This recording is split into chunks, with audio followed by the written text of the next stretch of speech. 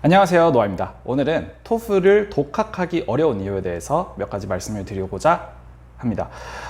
이전에 제가 올렸던 영상 중에 가장 반응이 좋은 영상 중 하나가 바로 토플을 어떻게 하면 독학을 할 수 있을까 해서, 그래서 처음에 여러분들이 공부하기로 마음먹으셨을 시점부터 끝까지 이제 그 과정을 설명을 드리는 영상이 사실 제 영상 중에 가장 반응이 좋은 영상 중 하나인데요. 실제로 독학이 불가능한 것은 절대 아닙니다. 근데 독학을 하려면 여러분들이 몇 가지 기본적인 요건이 갖춰진 상태에서 하셔야 좀 쉽거든요. 예를 들어서 해외에서 내가 좀 살다 와서 미국에서 실제로 쓰는 영어를 좀 익숙하게 한다라든지, 아니면은 내가 해외 경험이 좀 있다 보니까 리스닝이 기본적으로 받쳐준다든지, 아니면 내가 말하는 게 좀 자연스럽다든지, 아니면은 내가 이전에 뭐 국제 학교를 다녔었다라든지, 이 다양한 어떤 그 요건들이 있지만, 지금 제가 말씀드린 이런 몇 가지 여러분들의 상황이 해당하지 않는다면 제가 말씀드리고 싶은 거는 독학은 하지 마셔라, 이걸 말씀을 드리고 싶습니다.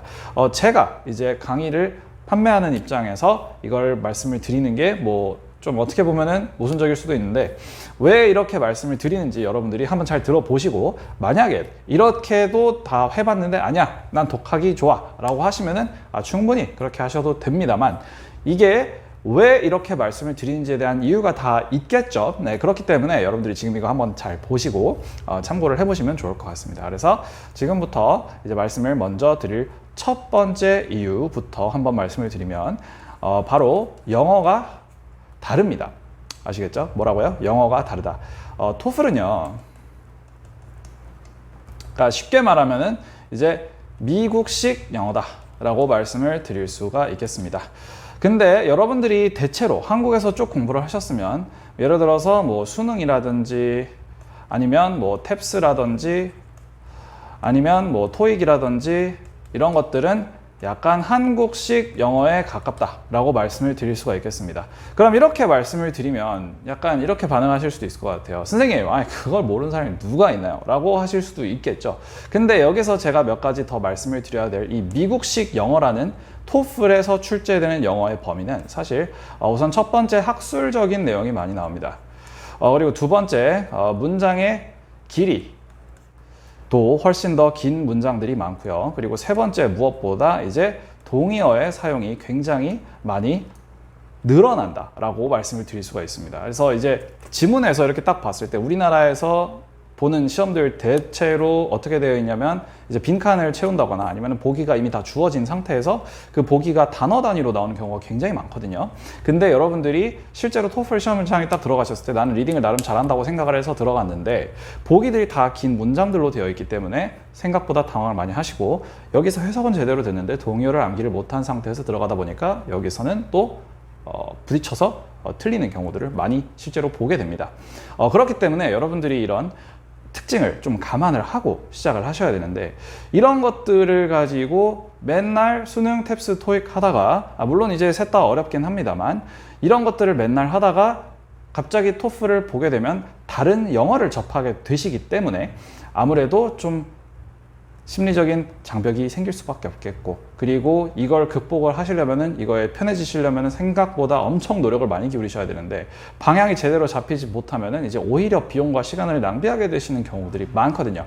그래서 애초에 처음부터 이 학원을 다니면서 이거에 대한 좀 감을 잡기 위한 여러 가지 설명을 해주실 선생님께서 계시는 게 제일 좋다라고 말씀을 드리고 싶습니다. 네, 그래서 여기까지 말씀을 드렸고요. 자, 그리고 두 번째 이유를 말씀을 드리면 바로 넓은 범위를 말씀을 드리고 싶습니다. 뭐라고요? 범위. 이 수능 같은 경우, 그리고 탭스 같은 경우, 토익 같은 경우 물론 다 범위 넓습니다. 맞죠? 하지만 토플이야말로 사실 범위가 가장 넓다라고 말씀을 드릴 수가 있을 것 같은데요. 기본적으로 여러분들 제가 방금 나열해드린 한국에서 많이 보는 시험들은 리딩, 리스닝이 주를 이룹니다. 하지만 이 스피킹, 라이팅까지 들어가는 거는 좀 별개의 얘기란 말이죠. 근데 토플 같은 경우는 어떻죠? 여러분들이 아시다시피 리딩, 리스닝, 스피킹, 라이팅 이 네 가지를 모두 다 측정을 하죠. 왜 그렇게 되느냐? 일단은 기본적으로 토플은 영어 시험이고, 영어는 뭐죠? 언어입니다. 언어는 뭐죠? 소통의 도구죠. 그래서 소통은 뭘로 하죠? 쉽게 말하면 들어오고 나가고로 한단 말이죠. 들어오는 걸 이해라고 하고, 이거는 reading, listening으로 하는 거고요. 나가는 거는 이제 전달이라고 하고, 이거는 이제 speaking, writing으로 합니다. 아시겠죠? 그래서 이 네 가지 섹션이 이해와 전달을 하는 두 가지 영역 모두 측정을 하기 위해서 이제 이렇게 출제가 되는 것이고, 여러분들은 따라서 이 모든 것을 가지고 다 잘 해주실 수 있어야 토플에서 고득점을 받으실 수가 있는 거죠. 그 섹션 별로도 사실 범위가 굉장히 넓습니다. 그러니까 출제는 그 배경 지식 자체도 굉장히 다양한 분야에서 출제가 되기도 하고, 그리고 이제 지문 자체도 워낙에 길고 문제 유형도 다양하고 하다 보니까 생각보다 이게 처음에 시작을 하시면은 이게 막 여기저기 신경을 쓸 게 너무 많고, 아, 이거는 무슨 문제 유형이었더라, 저거는 무슨 문제 유형이었더라, 그 문제 유형 안에서 변수는 또 뭐였더라, 뭐 이런 것들이 여러분들 스스로 이제 이걸 모두 다 컨트롤하고 그리고 내가 감당하기에 좀 쉽지가 않을 수가 있다. 그래서 범위가 굉장히 넓으니 이 범위를 가지고 체계를 딱 짜고 여러분들이 무엇부터 시작을 해야 되는지 우선순위를 딱 잡아줄 이런 선생님이 좀 있으면 좋겠다라고 말씀을 드리고 싶습니다. 네, 그래서 범위가 굉장히 넓다는 거 이제 두 번째 이유가 되겠고요. 그리고 이제 세 번째로 말씀을 드릴 부분은 아무래도 좀 기준이 모호하다는 겁니다.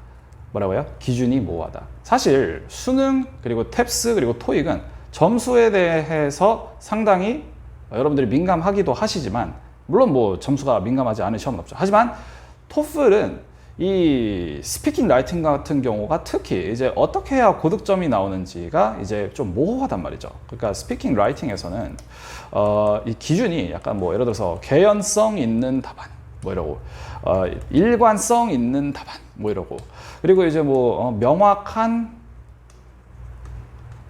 이런 답안 뭐 이런 식으로 약간 되게 애매하고 추상적인 표현을 해놨단 말이에요. 그래서 이거의 샘플을 보여주려고는 하나 토픽이라는 것들이 너무 다양하게 나오고, 그죠? 그리고 이제 뭐 예를 들어서 통합형 문제들도 지문들이 워낙에 또 다양하고 가지각색이다 보니까 이런 것들에 다 대비를 하는 것 자체가 되게 힘들죠. 그래서 이 스피킹 라이팅은 제일 처음에 여러분들 공부하실 때 많이 힘들어 하시는 부분이 명확한 기준이 없다. 내가 이 정도 점수를 받으려면 어느 정도 수준의 답안을 내줘야 된다. 이런 거에 대한 명확한 기준이 없다가 사실 가장 큰 어떤 문제가 될 수도 있고요. 그리고 이제 사실 스피킹 라이팅 뿐만이 아니라 이 리딩 리스닝도 좀 말씀을 드리고 싶은 부분이, 리딩 리스닝도 이게 항상 어떤 느낌이 드실 거냐면 문제를 푸는데 자꾸 뭔가 뜬구름 잡는 느낌이 드실 거예요. 확실하게 딱 잡히는 느낌이 아니다. 그리고 문제도 이게 지문이 막 이따만하게 나오는데 이걸 가지고 어떻게 여기 사이사이를 내비게이트를 해야 되는지, 어느 식으로 체계적으로 이해를 해야 되는지, 이런 것들이 여러분들 처음에 당장했을 때 확 잡히질 않을 거란 말이죠. 그러니까 쉽게 말하면 감을 잡는 게 굉장히 힘들다는 겁니다. 그래서 감을 잡으려면 이게 여러분들이 리딩 리스닝이든 스피킹 라이팅이든 명확한 기준을 가지고 그 기준에 딱 먼저 세팅이 되어 있는 상태에서 그 여러분들이 실력을 쌓아 올리셔야 최대한 빠르고 체계적으로 점수가 나오는 건데, 근데 그게 여러분들 기준부터 잡혀놓지가 않으면은 굉장히 좀 막 흐지부지가 될 수가 있다. 그래서 이 기준이 딱 잡혀 있어야 돼요. 약간 여러분 군대를 생각을 해보시면, 군대도 이제 딱 그 군법이 딱 서고, 법도가 딱 서고 이제 조직이 딱 갖춰져야 그 다음에 움직였을 때 효과적이고 아주 훌륭한 군대가 되는 거지. 이게 뭐 예를 들어서 누가 뭐 윗사람인지 누가 아랫사람인지 누가 무슨 무기를 다루는지 이런 것도 막 제대로 안 잡혀 있으면 이게 흐지부지 되겠죠. 그죠?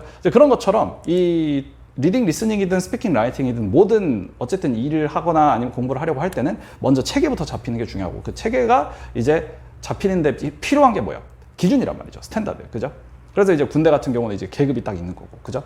뭐 보직이 있는 거고, 그죠? 그러니까 이런 것들을 여기서도 비슷하게 적용을 해주시면 될 것 같습니다. 그래서 이제 누가 들으면 제가 뭐 군대 뭐 한 5년은 갔다 온 줄 알겠는데, 근데 이제 그게 아니고 제가 말씀드린 게 무슨 말인지 아시겠죠? 그러니까 기준이 굉장히 중요하다는 거예요. 기준이 굉장히 중요한데 스스로 이 기준을 찾아내는 게 생각보다 어렵습니다. 왜냐하면 학원마다 다 하는 말이 다르고, 그리고 이제 뭐 예를 들어서 공식 그 텍스트북이라고 해서 이제 사가지고 봤는데 뭐 약간 애매한 말만 하고 있고, 약간 이러면은 여러분들이 좀 이 기준을 만약에 여기서 본다고 하더라도 이게 실제로 발현이 되는 거를 누군가가 확인을 시켜주기 전까지 이게 내 기준이 되는 것도 상당히 오래 걸린단 말이죠. 그렇기 때문에 이 기준이라는 걸 잘 잡으려면 누군가의 도움이 필요하다라고 말씀을 드리고 싶습니다.